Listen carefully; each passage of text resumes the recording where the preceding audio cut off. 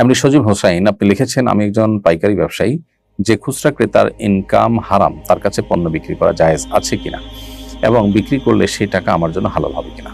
ধন্যবাদ। উত্তর হলো, প্রথমত ক্রেতা আপনাকে কোন টাকা দিচ্ছে বা কিসের টাকা দিচ্ছে সেটা জানা আপনার কর্তব্য না।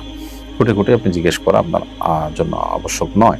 যদি ক্রেতা নিজেই বলে যে আমি এটা হারাম টাকা দিয়ে কিনছি, তাহলে সেক্ষেত্রে আপনি সেটা তার কাছে বিক্রি করা থেকে বিরত থাকা উত্তম। কারণ হলো আপনি তার হারাম টাকাকে গ্রহণ করছেন, অ্যাকসেপ্ট করছেন আপনি জেনে শুনে। যদি হারামটা হারাম আইনহি হয় সেটা কোনো অবস্থাতেই জায়েজ নয়। অর্থাৎ ধরুন শুকর গোশত এনে বললো এটার বিনিময়ে তোমার কাছে আমি ওইটা কিনছি, তাহলে এটা তো জায়েজ হবেই না, হারামই হবে আপনার জন্য নেওয়া, যেটা আপনি জানেন। আর দ্বিতীয়ত হলো, যদি হারাম লেগাইরিহি হয় বা উপার্জনগত কারণে হারাম, মূল জিনিসটা হারাম, ধরুন টাকা তিনি উপার্জন করেছেন হারামভাবে, চুরি করেছেন, ঘুষের মাধ্যমে টাকা নিয়েছেন, এরপর যদি আপনাকে বলেন যে এটা ঘুষের টাকা, জাস্ট এটা চুরির টাকা, তাহলে সেক্ষেত্রে আপনার সেক্ষেত্রেও এটাকে অ্যাভয়েড করা আপনার জন্য তাকওয়ার সাথে অধিকতর সামঞ্জস্যপূর্ণ হবে। এরপরে প্রশ্ন হলো, আমার নানা ফাঁস টানিয়ে মারা গেছেন, তার ইসালে সওয়াবের উদ্দেশ্যে কোরআন খতম, কবর জিয়ারত করতে পারবো কিনা? করলে কি উনি সওয়াব পাবেন এবং কবরের শাস্তি কমবে? উত্তর হলো, আত্মহত্যা করা কবিরা গুনাহ, এটা আমাদের সবারই জানা। আত্মহত্যাকারী ব্যক্তির তিনি অমুসলিম হয়ে যান না, আত্মহত্যার ফলে তিনি কবিরা গুনাহে লিপ্ত হন, তিনি জাহান্নামে যাবেন। হাদিস যদিও স্থায়ীভাবে জাহান্নামে যাওয়ার কথা বলা আছে, কিন্তু মুহাদ্দিসগণ বা হাদিস বিশারদগণ বলেছেন এর মাধ্যমে মূলত দীর্ঘমেয়াদে সেই জাহান্নামে থাকার কিংবা আত্মহত্যাকে বৈধ মনে করলে তখন সেক্ষেত্রে এটি প্রযোজ্য হবে, হাদিসে সেটি বোঝানো হয়েছে।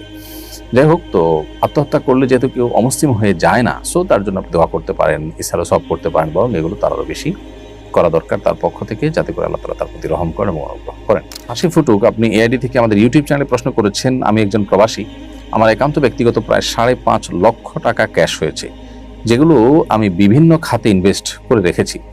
ভাবছি ফাইনাল এক্সিটে দেশে গিয়ে ছোটখাটো একটা ব্যবসা করবো। এখন প্রশ্ন হলো, এই টাকার উপর কি আমার হজ ফরজ হয়ে গেছে?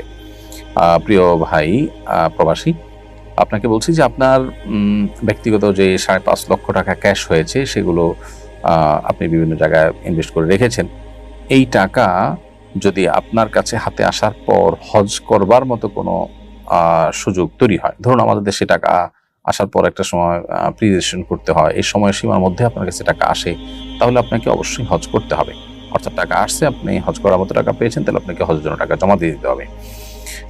আর যদি এমন হয় যে না, সে সময়সীমা পার হয়ে গেছে, এখন আর টাকা জমা দেওয়ার সুযোগ নাই, তাহলে তো আপনার উপর এখন হজ ফরজ হলো না। কিন্তু পরবর্তীতে আবার হজের জন্য টাকা জমা দেওয়ার সুযোগ তৈরি হবে বা শুরু হবে, তার আগে আগে যদি আপনার খরচ হয়ে যায়, ইনভেস্ট করে ফেলেন কোনো জায়গায়, এবং এমন জায়গায় ইনভেস্ট করেন যেটা আসলে কলকারখানা করেছেন, জমি জমা কিনেছেন, এই টাইপের যদি ইনভেস্ট করেন, তাহলে সেক্ষেত্রে আপনার হজ ফরজ হবে না। তাহলে খোলাসা কথা হলো, যদি আপনার কাছে এই টাকা আসার পর হজের জন্য টাকা জমা দেওয়ার সুযোগ থাকে, ওই সময়টা আপনি পান, আর টাকাটা আপনার কাছে থাকে ইনভেস্টে বা ক্যাশে, ব্যাংকে, যেখানে হোক, তাহলে সেক্ষেত্রে আপনার উপর হজ ফরজ হবে।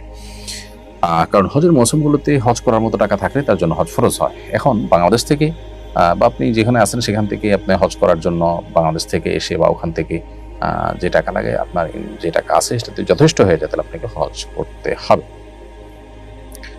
আর যদি এই টাকা আপনার দিয়ে হজ করা সম্ভব না হয়, ধরুন 5 লাখ টাকা হজ করা যায় না বাংলাদেশ থেকে, অথবা সৌদি আরবে আছেন, সেখানে হজ করার জন্য ধরুন 10,000 রিয়াল লাগে, 10,000 রিয়াল নাই, আরো কম আছে, এরকম যদি হয়, তাহলে তো আপনার হজ ফরজ হবে না। তাহলে যদি যে টাকা আছে সে টাকা দিয়ে হজ করার মতো সামর্থ্য থাকে এবং হজ করার জন্য টাকা জমা দেওয়ার সুযোগ থাকে, তাহলে আপনার জন্য হজ করা আবশ্যক হবে।